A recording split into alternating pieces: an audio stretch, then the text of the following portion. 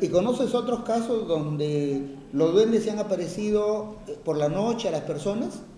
Sí, varios casos en que han tratado por todos los medios de persuadirlos a que sí, le sigan. Y de día, en pleno día. ¿En pleno día? En pleno día. Papá, la ñaña. Ven, papá, el zambito, le decía mi hijo al Joan, le decía el zambito. Entonces el duende no tiene horario para aparecerse. No. El duende tiene unas características, es muy pudoroso. El duende viste de blanco, tiene un sombrero blanco y además este famoso duende lambayecano y famoso duende ferreñafano no puede oler los excrementos. Las familias lo corren con los excrementos. William. Bueno, sí, el excremento y los orines, ¿no? Ajá. Son muy fuertes, o sea, tiende a ahuyentar a los duendes. Pero te digo que el duende, conversando con algunas personas, al duende lo califican como el chalán el ferreñafano, ¿no? Por su vestimenta blanca que tiene. Entonces, un poco que conlleva, pero esto, al margen de que es un tema, ¿no?, de que nuestra cosmovisión ferreñafana podemos usarla, César, turísticamente, ¿no? ¿Cómo podríamos usarla? Por ejemplo, acá se podría constituir la casa del duende, ¿no? ¿Ya? Y que toda esta, buscar una zona que la hay, por ejemplo, mira, está abandonada la casa de las cadenas, otras zonas que están, que donde se siente eso y que, bueno, la gente puede, ¿no? Y ahí poner las diferentes historias. Las historias, ¿no?, del duende, imagínate cómo podría tener esto, ¿no?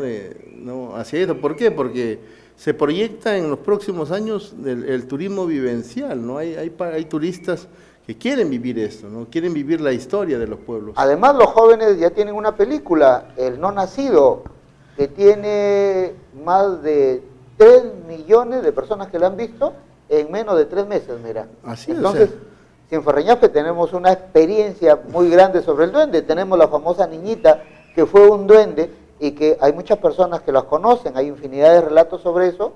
Como tú dices, podemos crear la casa del duende y ahí poner las historias con fotografías, ¿no? Así, historia de las personas, ¿no? Y alguien que cuente, o sea, cómo es, ¿no? Imagínate todo esto, o sea, lo que conllevaría, ¿no? Ferreñafe tiene un potencial, tanto a través de sus tradiciones, sus costumbres y su misma infraestructura que hoy día tenemos, ¿no? Nuestros recursos naturales y arqueológicos, o sea, que puede conllevar a todo esto, ¿no? Tenemos geográficamente las condiciones, ¿no? Y las huacas, o sea, o de repente podríamos ver, ¿no?, la famosa huaca Zipuca aquí en Pueblo Nuevo, ¿no?, que nadie, de repente muy pocos la conocen. Podría construirse una casa y hacerlo, ¿no? ¿Dónde queda la huaca Zipuca? Bueno, camino a Soltín, por donde los bautistas, ¿no?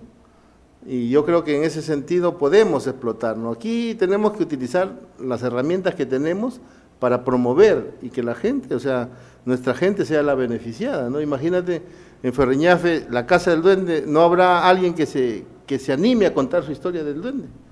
Y ponerla ahí, ¿no? Y ponerla ahí, ¿no? Pero además hay otro, lo podemos usar en educación. Por ejemplo, nosotros tenemos lecturas que son descontextualizadas, pero si es una lectura sobre el duende que le ocurrió a algún ferreñafano, el niño se sienta más identificado y puede tomar el gusto por leer, ¿no? Claro, y mira, un concurso aquí podemos motivar los ensayos, ¿no?, a través de los alumnos, ¿no?, el trabajo colectivo de que puedan hacer sobre sus propias historias, ¿no? Imagínate pues que nosotros hagamos una especie de un ensayo sobre el duende en Ferreñafe, cuántas historias nos contarían sobre el duende, ¿no? Nos va a enriquecer nuestra cosmovisión con respecto a este tema tan importante que es el duende de Ferreñafe.